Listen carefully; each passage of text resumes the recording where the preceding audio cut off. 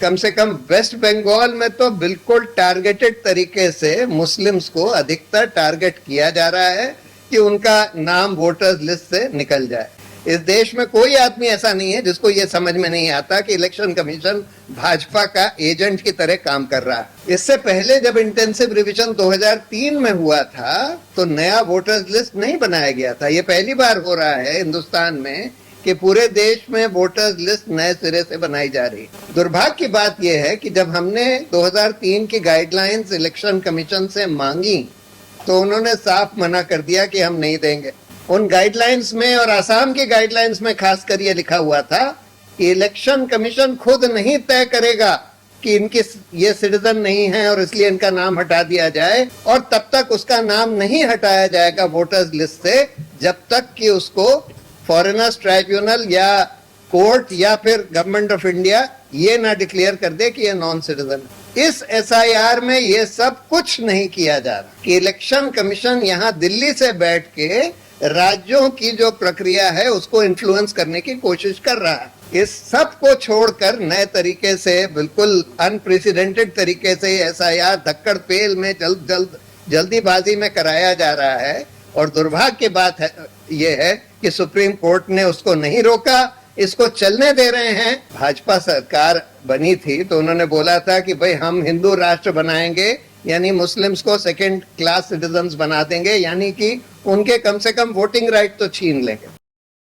बार हमने देखा बिहार में, बंगाल में बस 3-4 महीने में सारी प्रक्रिया खत्म करने की कोशिश करी जा रही है। दूसरी बात, संविधान में लिखा है, देखिए, इंटेंसिव रिवीजन की power representation of people act में इलेक्शन कमीशन को दी है, लेकिन उसमें लिखा है intensive revision can be done in a constituency और a part of a constituency, यानी कि आप एक कंस्टिट्युएंसी या उसके पार्ट में for reasons to be recorded in writing आपको उसको बताना होगा कि क्यों इंटेंसिव रिवीजन करने की यहाँ जरूरत पड़ रही है। इतिहास में एक बार इस तरह का इंटेंसिव रिवीजन हुआ है उत्तर प्रदेश की एक असेंबली कंस्टिट्युएंसी के एक पार्ट में, और उसमें इलेक्शन कमीशन ने, जब लिंगडो साहब चीफ इलेक्शन कमिश्नर थे तो इलेक्शन कमीशन ने बहुत डिटेल्ड रीजन दिया था क्यों वहां की इंटेंसिव रिवीजन यानी कि वोटर्स लिस्ट नए तरीके से बनाने की जरूरत क्यों पड़ रही है। इससे पहले जब इंटेंसिव रिवीजन 2003 में हुआ था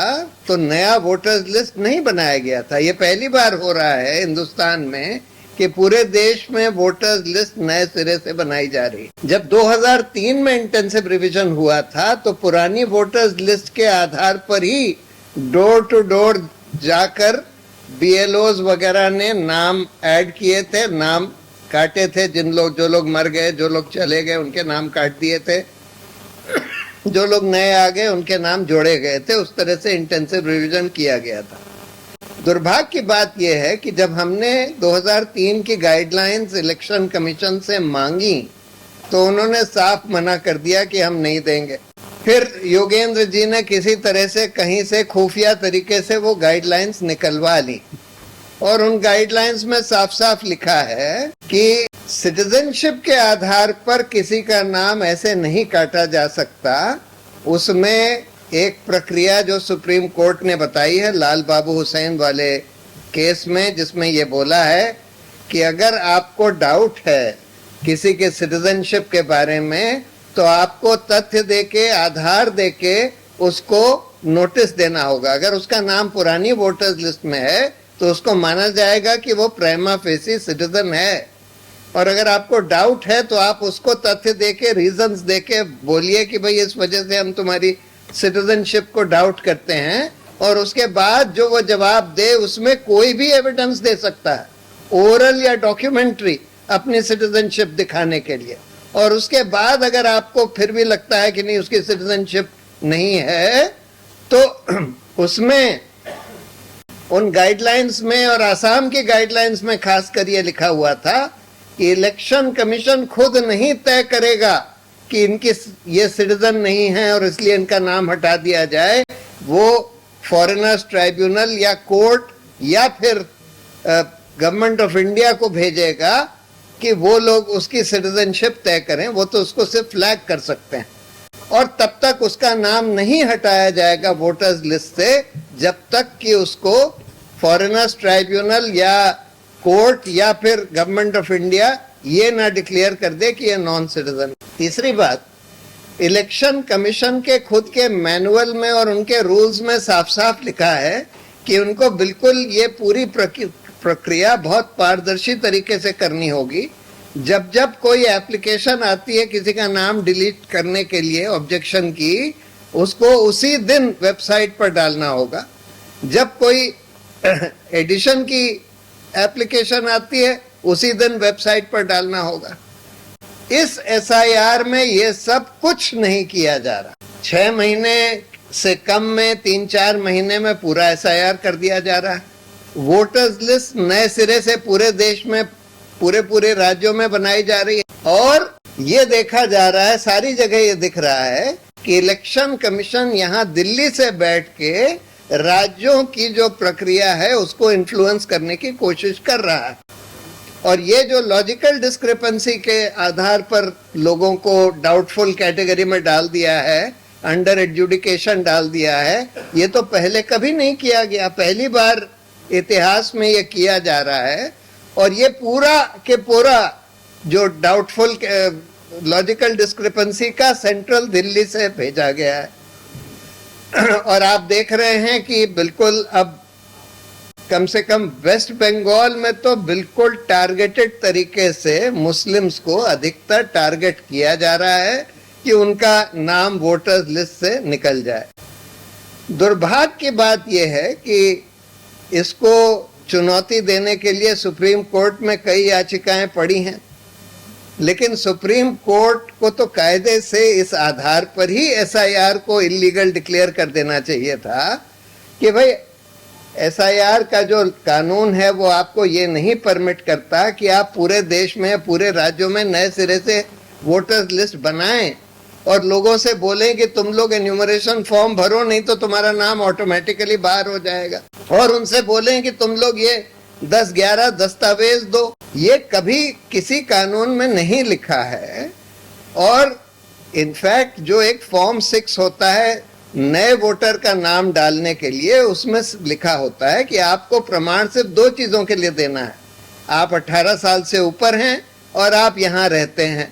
कोई भी प्रमाण दे सकते हैं, उसमें ये नहीं लिखा कि किस तरह का प्रमाण, कुछ भी, बैंक अकाउंट का, गैस अकाउंट का, राशन कार्ड का, कुछ भी दे सकते हैं, आधार कार्ड, कुछ भी दे सकते हैं। और सिटीजनशिप के लिए सिर्फ सेल्फ डिक्लेरेशन देना होता है, यानी आपको कोई उसका प्रूफ नहीं देना होता कि आप सिटीजन हैं। आपको बस असर्ट करना होता है कि आप सिटीजन हैं, और आपका अगर क्लेम गलत है तो फिर आपके खिलाफ प्रोसिक्यूशन हो सकता है। लेकिन इस सब को छोड़कर नए तरीके से, बिल्कुल अनप्रेसिडेंटेड तरीके से एसआईआर धक्कड़ पेल में जल्दीबाजी में कराया जा रहा है। और दुर्भाग्य की बात है ये है कि सुप्रीम कोर्ट ने उसको नहीं रोका, इसको चलने दे रहे हैं और थोड़ा बहुत लीपापोती करके उसको आगे बढ़ने दे रहे हैं। और तीसरी बात ये कि अगर कोई किसी के नाम अंडर एडजुडिकेशन है और कोई proper fair independent judicial body ने, देखिए आज सब लोग जानते हैं कि इलेक्शन कमीशन का क्या हाल है। इस देश में कोई आदमी ऐसा नहीं है जिसको ये समझ में नहीं आता कि इलेक्शन कमीशन भाजपा का एजेंट की तरह काम कर रहा है। सब मानते हैं कि इलेक्शन कमीशन भाजपा के एजेंट की तरह काम कर रहा है। तो फिर इसके फाइनल एडजुडिकेशन के लिए कोई इंडिपेंडेंट जुडिशियल बॉडी होनी चाहिए। अब वहां पर बंगाल में उन्होंने कुछ कहा तो है, लेकिन इतनी जल्दीबाजी में इतने सारे नाम के एडजुडिकेशन इस जुडिशियल बॉडी से नहीं कराए जा सकते, और जब तक प्रॉपर एडजुडिकेशन ना हो जाए तब तक उनके नाम कायदे से नहीं हटाए जा सकते। लेकिन आज ये कहा जा रहा है कि नहीं, हटा दीजिए, अगली बार जब एडजुडिकेशन होगा या जब कुछ और प्रक्रिया होगी कोई इंडिपेंडेंट बॉडी के तहत, तब आपका नाम वापस आ सकता है।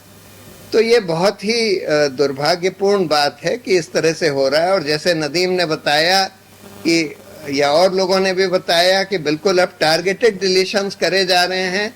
कहीं कहीं कुछ कुछ पोलिंग स्टेशंस पे 100%, कहीं 97%, कहीं 95%, और उसमें ज्यादातर मुस्लिम्स हैं।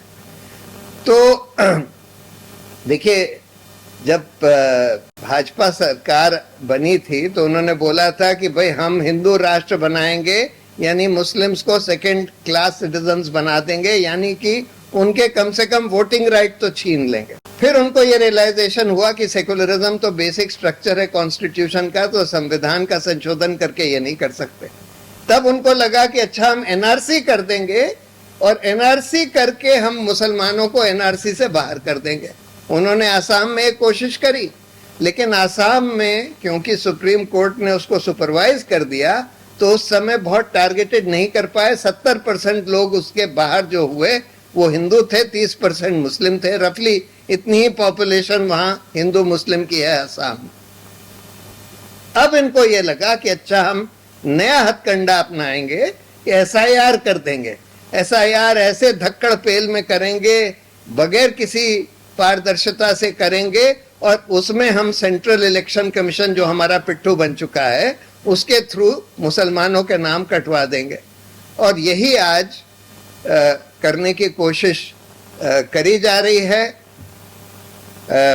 बिहार में इतना सक्सेसफुल नहीं हो पाया इनका अभियान, ये वाला अभियान, लेकिन ऐसा लगता है कि बंगाल में इसको अंजाम देने की पूरी कोशिश है और काफी हद तक इन्होंने इसको अंजाम दे भी दिया है। तो ये बहुत ही खतरनाक स्थिति है, क्योंकि अगर इस तरह से लोगों का नाम वोटर्स लिस्ट से काटा जाए, उसके बाद उनका नाम राशन कार्ड वगैरह से भी कट सकता है। इसी आधार पर कि आपका नाम तो वोटर्स लिस्ट से काट दिया गया है, तो आपका नाम अब राशन कार्ड से भी काट दिया जाएगा। बहुत भयंकर इसके परिणाम होने वाले हैं, और मुझे तो ये लगता है, डर लगता है कि इसके वजह से पूरे देश में सिविल अनरेस्ट हो सकता है। बहुत ही भयंकर चीज है।